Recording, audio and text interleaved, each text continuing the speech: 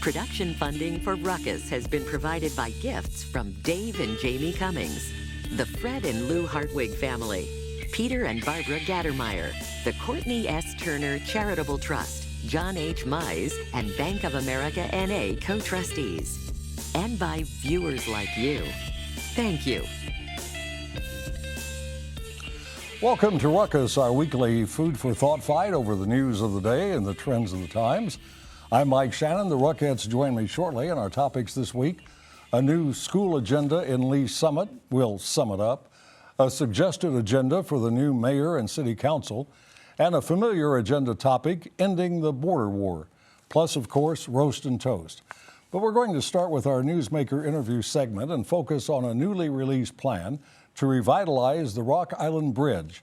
The bridge from the West Bottoms area to Kansas City, Kansas will, if and when the plan comes to fruition, become a food hall, entertainment center, meetings venue, and maybe much more.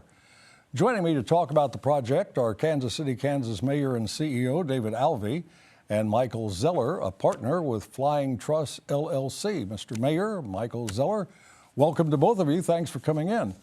Thanks for having us. Thank you. Michael, let me start with you. How did this come to your mind? Did it just occur one day that this would be a great idea, or did you see something like this in another part of the country? No, I'd never seen anything like this. I was on a boat with some friends going up and down the Missouri, and we decided to swing up the Kaw to have a look. And I had my sons along and my wife, family, and as we went under a lot of unfamiliar bridges to me, this rusty icon emerged in the distance, and we all fell silent as we came closer and closer to it. And what we realized we were looking at was a modern Kansas City ruin. And I said, man, somebody ought to do something fun with that, put a restaurant out there and call it Chicken on a Bridge. Of course, that was just a joke, but it kind of stuck. And it's your company that is hoping to do this. Yes. What else has your company done? This is our first project. First project. Mr. Mayor, what's the Kansas City, Kansas role? Well, I think our role is, first of all, to help fund the improvements over the bridge that will allow us to connect the trails on the west side of the Kansas River to the east side. And then if you get to the east side, then you can get to the trails along the Missouri River. But I think our role also is just to support this and to highlight this and to bring attention and to help create energy for this moving forward. How are you going to do this? With star bonds? Well, you know, that might be phase two, the early two phases. The first phase is to activate the bridge, to get people down there, crossing it, using it as a trail, and that's going to happen fairly soon. We will issue some, if the commission approves, bonds to pay for improvements across the bridge to connect the trails.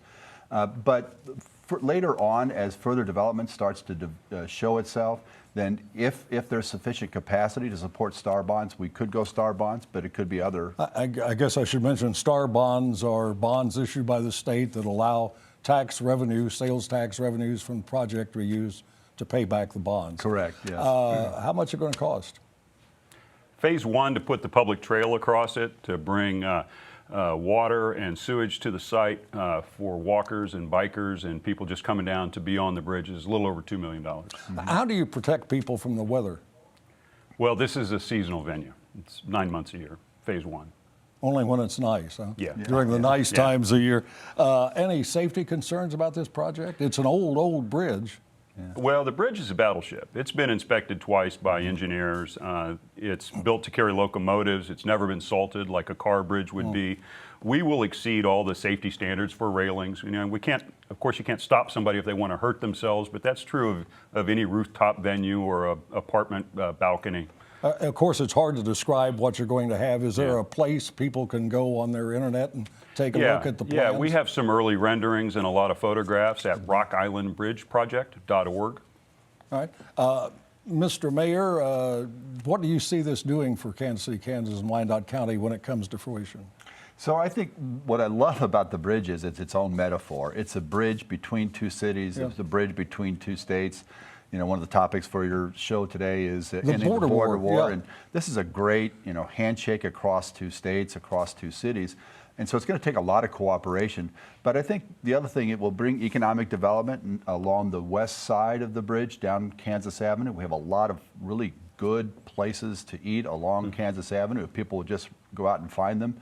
but it's also going to connect to development on the east side. And just west of the Hy-Vee Arena, there should be quite a bit of development. So it's going to be a lot of attention, and it's going to really change people's experience, I think, of the industrial part of Seen as a KCK. positive for both Kansas City, Missouri and Kansas City, Kansas. It's owned by Kansas City, Missouri, although it's not physically in Missouri, as I understand it. Right. And Kansas City, Missouri has agreed to rent the bridge for a period of time. Yes, I think they have at least for Yeah. 25 years with renewal option after 25 years. Yeah, this bridge is right on the border. It's less than a minute walk from the Hy-Vee Arena. Okay. In the West Bottoms area of Yes. what we Yes. tend to think of as Kemper Kansas City, Arena. Missouri, Yeah. but I guess A lot of part of it Kansas is, in the West Bottoms. So when do you expect to start inviting patrons to come to the bridge? Well, if things go as planned, that could be as soon as next summer. All right, great. Gentlemen, thank you very much for coming in. Pleasure to see both of you, and good luck with the project. Yeah, Hope we'll it- see you out Thank over you. the river. I'll be glad to be there. That's Kansas City, Kansas Mayor David Alvey and Michael Zeller with Flying Truss LLC. Now let's meet the panel and start a ruckus. Ron Freeman is a motivational speaker and writer. Patrick McInerney is a former prosecutor and now in private practice with Spencer Fane. Michelle Watley is founder of the Griot Group, a consulting firm. And back from the wilds of Jeff City, Woody Kozad, president of the Kozad Company, a government relations firm. Welcome to all of you. A special anniversary greeting to Michelle, who's now completing her first year as a Ruckette. What possible goal do you have left? To do another year, possibly? My All range here.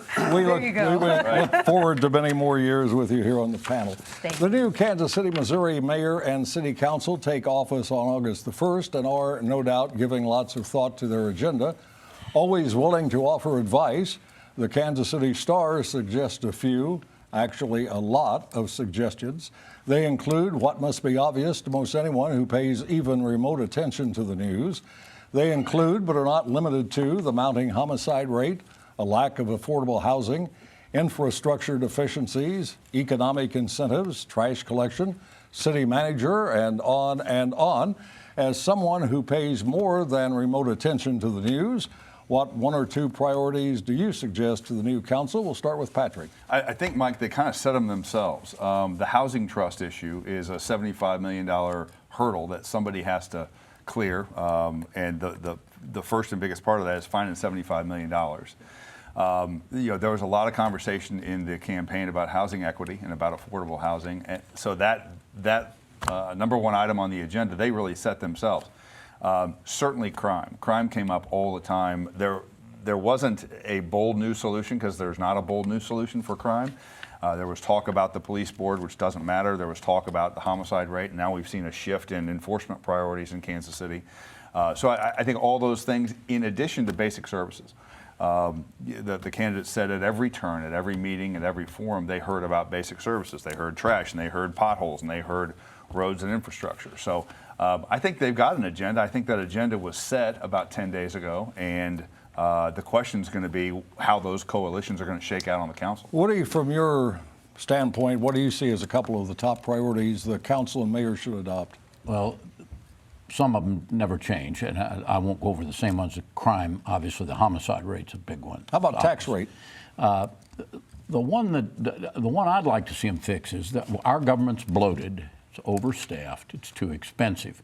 We have more debt per capita than any comparable city in America. So for 4 years, don't borrow any more money. Pay down on your debt for a while and get us into the middle of the pack on our debt level. I think there's going to be a new city manager, and when that happens, there'll be a bunch of new department heads. That's an opportunity, since your government is badly run, to get some new blood in here and straighten it out and slim it down some, and they should do that. On the housing front, one of the things to remember is that when you build a new house on flat land, empty land, and you charge $200,000 for that house, $50,000 of that is regulatory compliance at every level, federal, state, local. Our codes enforcement is a disaster in its administration, the way it's administered. It's inconsistent. It's a mess. And if we can do something about that regulatory load, we can attract people to build here. Michelle, Woody suggests there'll be a new city manager. We're going to have 6 new members of the city council, a new mayor who has been on the council, 6 incumbent council members returning. Is this the time to dump an experienced city manager? I think it just depends on what initiatives the mayor wants to move forward with and if the city manager will support that. We have a weak mayor form of government, so the city manager plays a pivotal role in the mayor's ability and the council's ability to move things forward.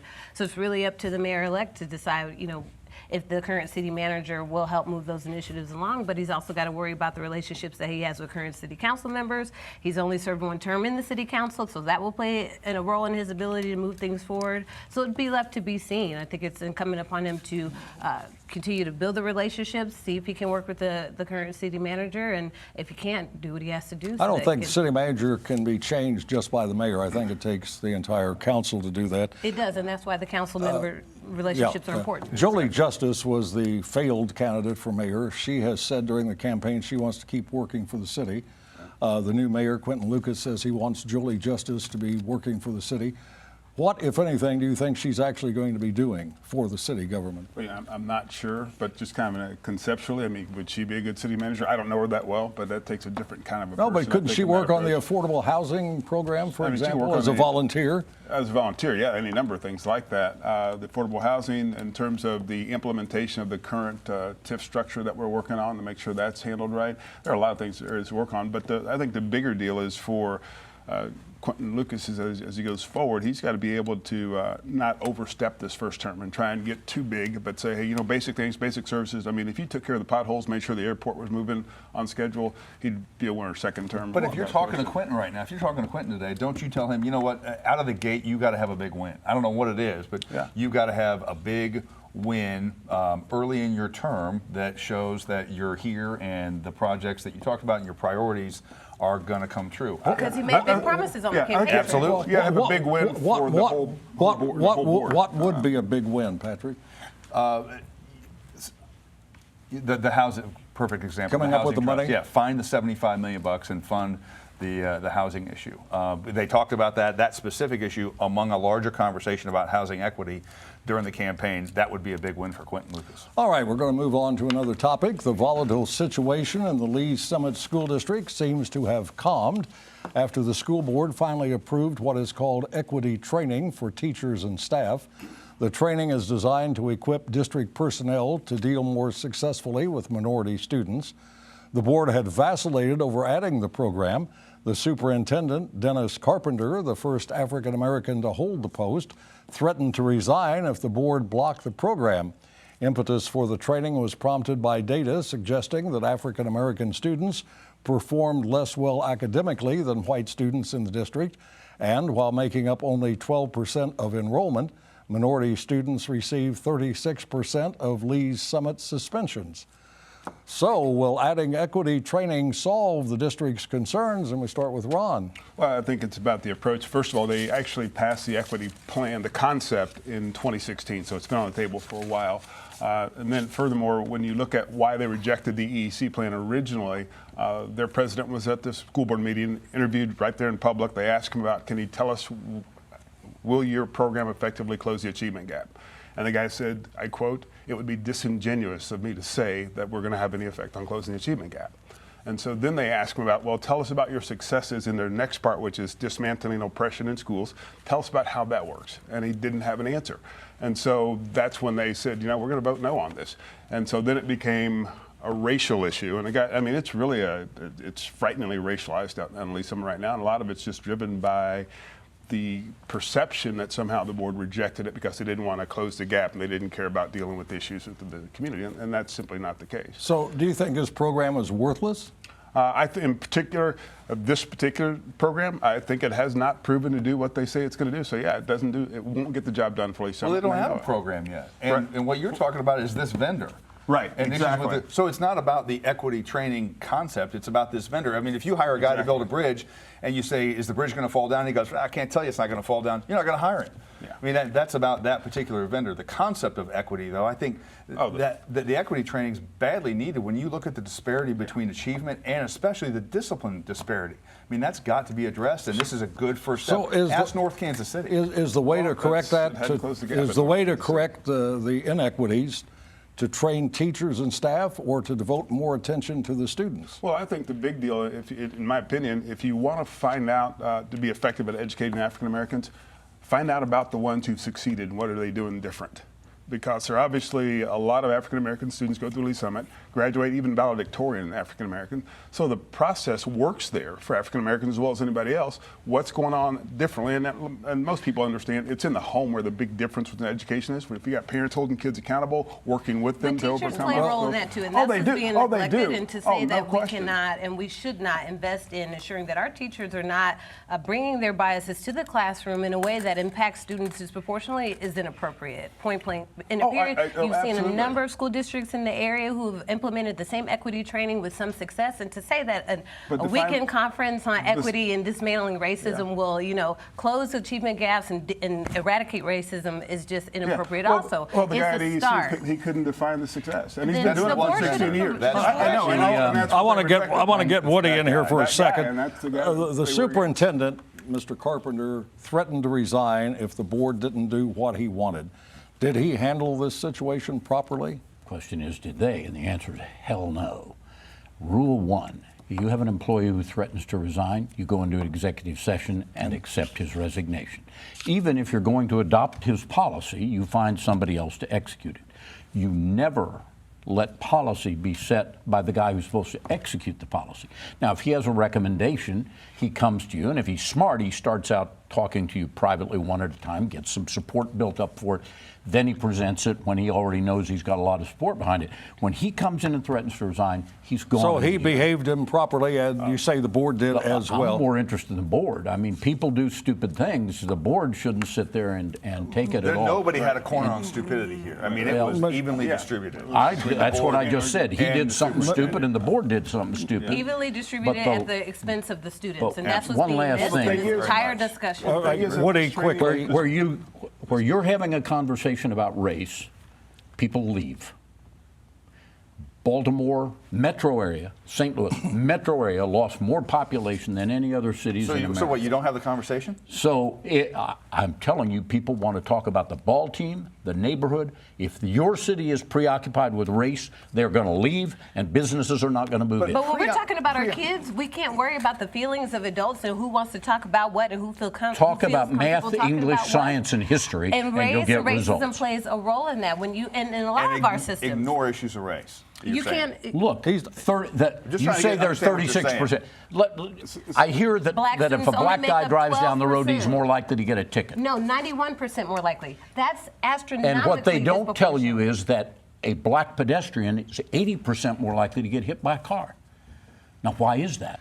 What's the explanation for that? If there's a racial issue behind either one of those, we ought to talk about it. Your solution but in a you school don't- district you setting don't is know to that ignore yet. it. And that makes 0 sense. You take those two numbers, and that doesn't prove to anything. Okay, we're going to But have it to proves write. there's a problem. We gotta- This wait, is hey, exactly what hey, it is. whoa, we got to stop. Ron, a Carpenter was under police or sheriff's protection. Is he still? Do you know? I'm supposed to use, but here's what's ironic is the Jackson County Sheriff's Office said that the claims of the threat were unfounded. The Lee Summit PD said they were unwarranted, and but it created a storyline that again the Kansas City Star loves and wants to run with. But at the end of the day, this is what happens when you talk about race. Because, All right. Again, people. Is this The bad? long- Is this bad? Well, This is hey, rocket. yeah. This is Hey, not rocket. productive. Hey, we got to go on. Hey, folks, we got to go on. Ruckus. The long, Right. I know what it's called. I have to give it the title, Patrick. You gotta Thank follow you. up your fist. Hit The the tip. long-running so-called border war may.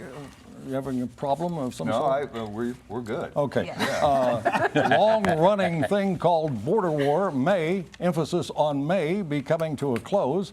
Both bi-state governors, Mike Parson in Missouri and Laura Kelly in Kansas, agree the efforts to move businesses and jobs across state and county lines, especially in this metro, are wasteful and unproductive.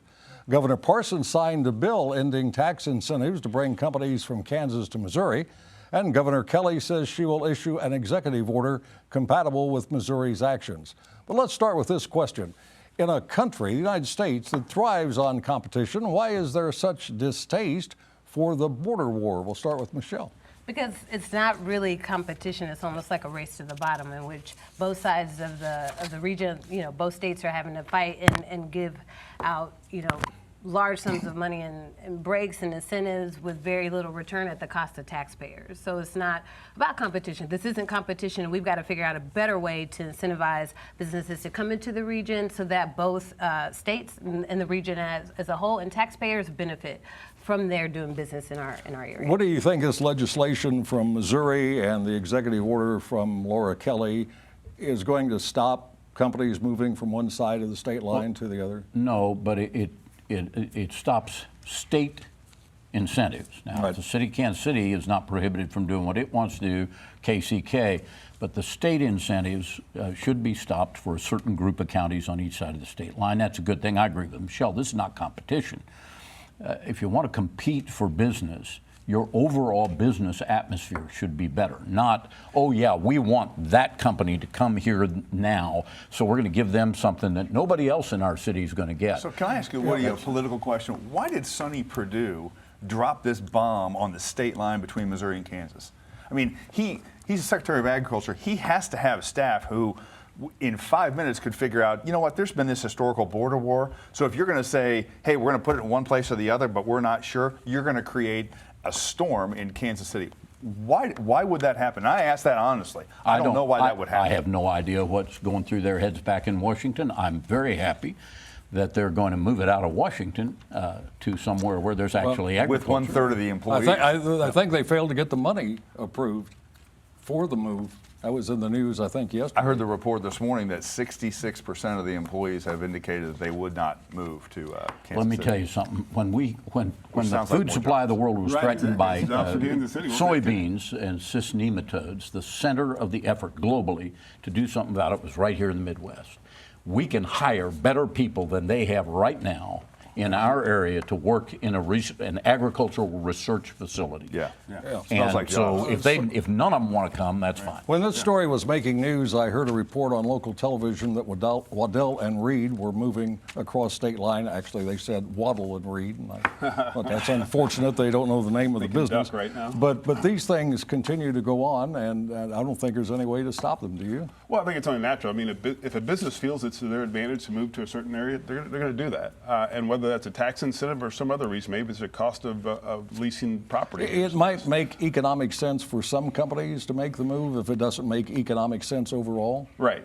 Exactly. I mean, but again, I think it comes back to that company's making that decision. I think when you look at the federal government coming here, though, they should be more, judicious and look at the situation and say, how can we make it work on both? Who says all those people have to be in one building? Michelle, is it possible businesses aren't going to have much interest in Kansas City because of the Jackson County tax rate that's causing so much concern? That's left to be seen. I would be worried about current taxpayers who are up in arms about the astronomical increase of their property values and the tax. Well, it affects the businesses too. It does affect the businesses because their employers live and move here. But in the immediate future, that is of the It greatest. seems to me like this happens every time. Every time. We get into a boom, and then values go up some, and the county goes. But the approach this time was to solve the whole problem today, In one as sitting. opposed to spreading it out a little bit, Right. which I think would provide a little bit more political comfort. I don't think it's the nothing first time they've made this mistake. I think All that's right. right. Now we're going to take off and go over to the soapbox. Time for Roast and Toast, where the Ruckettes have 30 seconds each to analyze, compromise, or theorize. Up first is Patrick.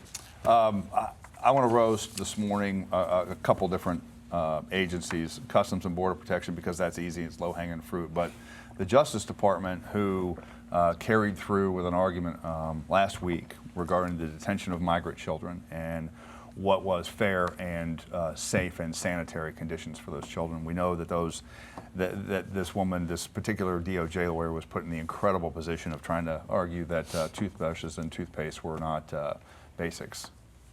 Woody? I'd like to toast our new mayor-elect, Quentin Lucas.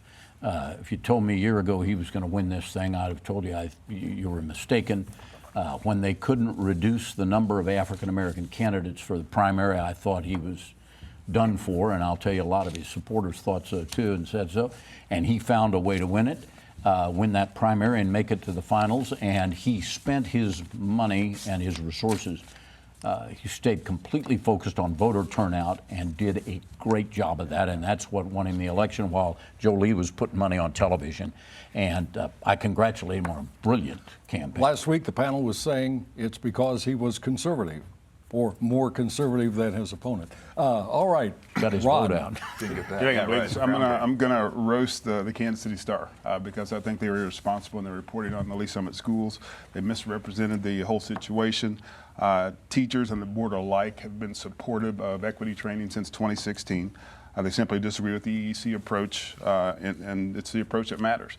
Instead of beating the board into submission by calling them racist, maybe they should have listened to all sides. Branding an entire community for a program the owner has said would not close the gap and would not solve your racial problems in a community. And to reject that didn't make you racist. And celebrating her first anniversary is Michelle. I want to give a toast to the Kansas City Star for an editorial they put out titled The Anatomy of a Smear, where they talked about some of the negative campaigning that took place in the mayor's race. But I also want to roast them for not going far enough. That in that article, they pinpointed one outside org, Freedom Incorporated, for their negative campaigning, but didn't really go into the depth and breadth of the role of negative campaigning in outside orgs that took place here in the Kansas City mayoral race and city council races, and how that impacted decent candidates. You know, Hartsfeld, who was a decent candidate, was overshadowed by negative campaigning. Same with Jolie, and even Mayor-elect Quentin Lucas and Remington Group, and the negative campaigning that came out last minute. So, roast and a toast for my one-year anniversary.